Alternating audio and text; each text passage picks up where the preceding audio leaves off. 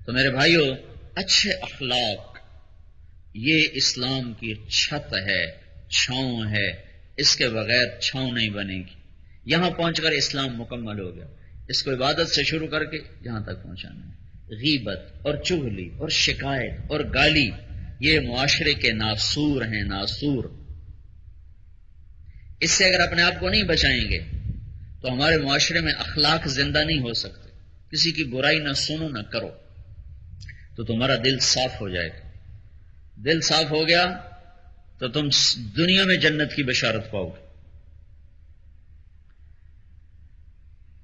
شراب لوگ چھپ چھپا کے پیتے ہیں، غیبت مسجد میں پہلی صف میں بیٹھ کے کرتے ہیں، اور شراب پینا غیبت کے مقابلے میں چھوٹا جرم ہے، اور غیبت کرنا بڑا جرم ہے۔ دونوں کبیرہ گناہ ہیں، دونوں کبیرہ گناہ ہیں۔ شراب پینا چھوٹا ہے غیبت کے مقابلے، چونکہ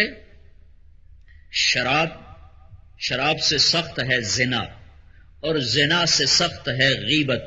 سمجھ رہے ہو؟ زانی کتنا معاشرے کا گرا ہوا انسان سمجھا جاتا ہے، اللہ کے نبی نے فرمایا غیبت زنا سے بڑا گناہ ہے۔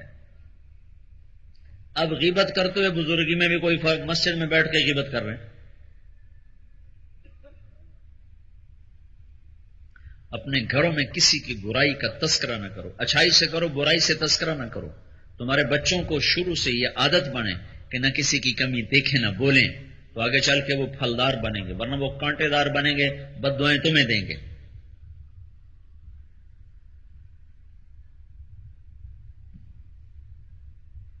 یہ میرے باپ کا احسان تھا ہمارے اوپر، وہ خود اپنے علاقے کا سردار آدمی تھا، اور جاہلیت والی اس سے بھی لڑائی ہے، اس سے بھی جھگڑا ہے، یہ بھی ہے، وہ بھی ہے، سب کچھ ہے۔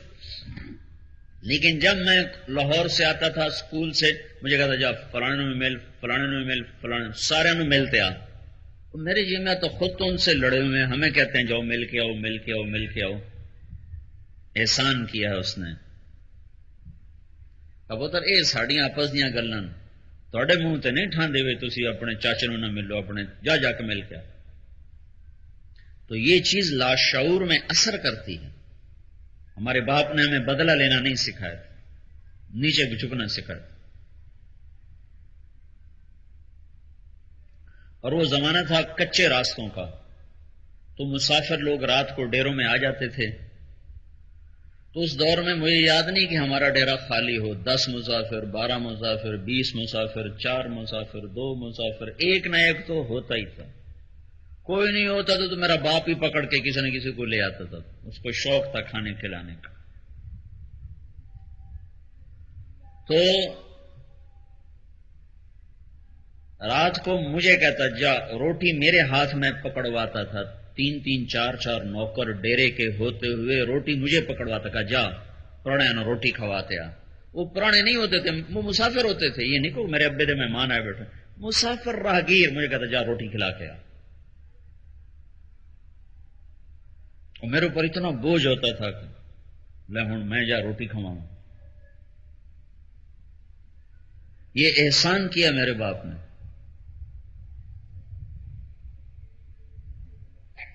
جب ماں باپ کا احسان اتر نہیں سکتا، چاہے ماں باپ، یہ تو میں بتا رہا ہوں میرے باپ نے میرے اوپر نیکی کی، ماں باپ نافرمان بھی ہوں تو ان کا احسان نہیں اتر سکتا ہے، کہ انہوں نے تمہیں جنم دیا ہے۔ تمہارے ہاں ان کی نافرمانی میں ان کی اطاعت نہ کرو، لیکن ان کے سامنے بولنا پھر بھی حرام ہے۔ ایک عورت نے پیغام بھیجا، یا رسول اللہ میرا خامن مر رہا ہے، کلمہ نہیں پڑھا جا رہا، بتاؤ صحابی اور کلمہ نہ پڑھا جائے۔ تو آپ نے پوچھا ماں باپ میں کون زندہ ہے؟ کہا جی ماں زندہ ہے۔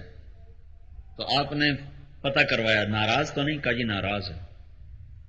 تو آپ نے اس کی ماں کو بلوایا اور فرمایا کہ علقمہ کی ماں تمہیں علقمہ سے کیا شکایت؟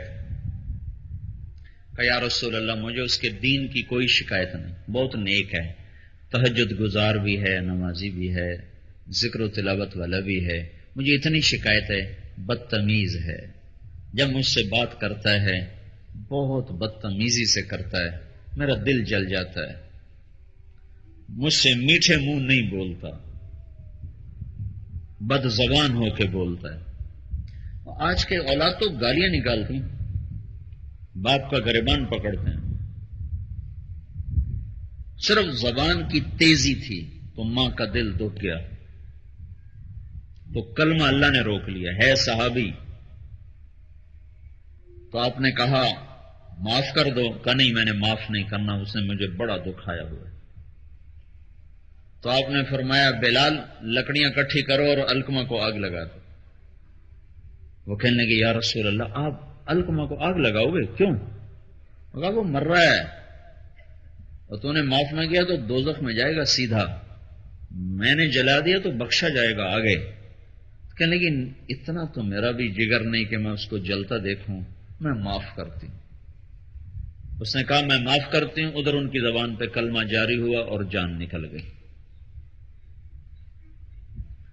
تو پھر آپ نے ان کا جنازہ خود پڑھا اور فرمایا سنو، جس نے ماں باپ کو دکھ دیا اس پہ اللہ کی لعنت، اس پہ فرشتوں کی لعنت، اس پہ زمین آسمان کی لعنت. نہ ان کی نماز قبول ہے، نہ روزہ قبول ہے، نہ صدقہ قبول. میرے نبی نے فرمایا تھا ایک دن آئے گا لوگ دوستوں سے بڑے ہنس کے ملیں گے اور باپ کو دیکھ کے دھکا دے دیں گے.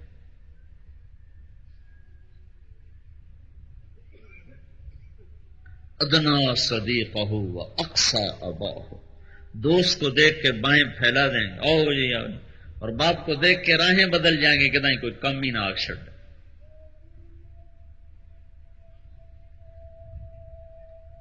تو بھائیو یہ ایک پورے دین کی مختصر شکل ہے جو 1.25 گھنٹے میں نے آپ کے سامنے پیش کی ہے. اس کو سیکھو اللہ کے واسطے اور اس کو لے کے پھرو کہ تاکہ دنیا کو چین ملے. کبھی سونا چاندی بھی کسی کو سکھ دے سک، دھن دولت سے بھی کبھی کسی نے راحت پائی، شکلیں صورتیں مورتوں نے کبھی دل کی دنیا کو آباد کیا. یہ تو نفس کی لذت کا سامان ہے. دل کی دنیا تو اللہ اس کے رسول سے ہی آباد ہوتی ہے بس، اور یہاں کوئی نہیں جا سکتا. تو بھائیو آج تک جو اللہ کو ناراض کیا ہے اور اس کے دین سے منہ موڑا ہے اس پر تو آج کریں توبہ، اور آئندہ کی زندگی اس کے مطابق گزارنے کی کریں نیت اور اس کو سیکھنا شروع کر دیں. ہم توبہ کریں گے اللہ پچھلے سارے معاف کر دے گا. یہ ایک اللہ کی عالی صفت ہے، اس کی ہر صفت ہی عالی ہے، پر یہ ہمارے حق میں بہت عالی ہے کہ ساری زندگی گناہ کر کے ایک دفعہ کہہ دے یا اللہ معاف کر دے تو اللہ سارے ہی معاف کر دیتے، پوچھتا بھی صرف ایک دفعہ. اور کوئی معاف اللہ سے معافی مانگے نا تو صرف وہ معاف نہیں کرتا سبحان اللہ، بلکہ کہتا ہے اچھا بھائی ہم نے معاف بھی کیا اور جو تو نے جتنے گناہ کیے تھے اس کے بدلے میں نیکیاں بھی لکھ دیں. سبحان اللہ، کیا کمال ہے بھائی. ہیں ہمیں تو معافی مل جاتی تو بڑی بات تھی. اللہ کہہ رہا اولئک یبدل اللہ سیئاتہم حسنات. بس اس میں ایک شرط ہے کہ توبہ اور بہت پکی ہو. الا من تاب وآمن وعمل عملا صالحا. توبہ کی پھر پیچھے نہ ہٹا، کبھی ہٹا تو پھر توبہ کی اور رویا اور پھر آگے بڑھا. تو اگر ایسی توبہ مل گئی تو اللہ کہتا ہے پھر میں تیرے گناہوں کو بھی نیکیوں میں لکھ دوں گا. ایسا مالک کوئی مل سکتا ہے کسی کو؟ تو بھائی اور نے توبہ تو سارا مجمع کر لی تاکہ ہمارے گناہ بھی نیکیوں میں بدل جائیں. کیوں بھائی یہ تو آسان کام ہے نا. تو توبہ تو کرتے ہو نا سارے بھائی، تو ایک دفعہ زبان سے کہو یا اللہ میری توبہ، ایک دفعہ اور کہو یا اللہ میری توبہ، ایک دفعہ اور کہہ دو یا اللہ میری توبہ. اب انشاءاللہ جن بھائیوں نے ماشاءاللہ مجھے اکثر نوجوان نظر آ رہے ہیں، سفید داڑھی والا تو کوئی نظر آ رہا ہے، عین جوانی ہے. اگر آج آپ اس وقت میں توبہ کرو گے تو فرشتوں سے بھی آگے چلے جاؤ. اور یہ توبہ اگر دل سے ہوئی ہے تو اللہ آپ کے پچھلے سارے معاف. جاؤ نئے سرے سے آج عمل کرو. بس 2 باتوں کی وضاحت، نمازیں چھوڑی ان کا گناہ معاف ہو گیا، ان کی قضا باقی ہے. وہ ایک نماز کے ساتھ ایک پڑھتے رہنا، پوری ہو گئی پھر بھی معاف ہو جائیں گی، نہ ہوئی پھر بھی ہو جائیں گی. کوئی کھاتا سوتر منڈی تو ہے نہیں مگر ٹکا ٹکا وصول کر، یہ تو اللہ ہے. اللہ نے ہاں بھائی کر رہا تھا، ٹھیک ہے بھائی کر رہا تھا. اب ایک آدمی کی 20 سال کی قضا ہے اور کہاں سے پوری کرے؟ ایک نماز کے ساتھ ایک پڑھتا رہے پوری ہو گئی ٹھیک ہے، اللہ نے عمر دے دی 20 سال مزید، پوری ہو گئی، نہیں ہوئی راستے میں موت آ گئی تو اللہ تعالیٰ کاروباری کوئی نہیں میں تھوڑے نال ٹکے دا حساب کرے کہ چل بھائی جاؤ معاف کیا، اس کو تو ویسے ہی معاف کر کے خوش ہوتا ہے۔ اور کسی کا حق دبایا، پیسہ، جائیداد، زمین، وہ دبانے کا گناہ تو معاف ہو گیا، لیکن اس کی واپسی باقی ہے، وہ ضروری ہے، وہ واپس کریں گے تو بس پھر معاملہ بالکل صاف ہو گیا۔ تو اب بولو بھائی، ساری دنیا کے مسلمانوں کو بھی اس پر لانا ہے اور خود بھی اس پر آنا ہے، اس کے لیے کون بھائی تیار؟ کھڑے ہو کے بولو بھائی، نقد بھی بتاؤ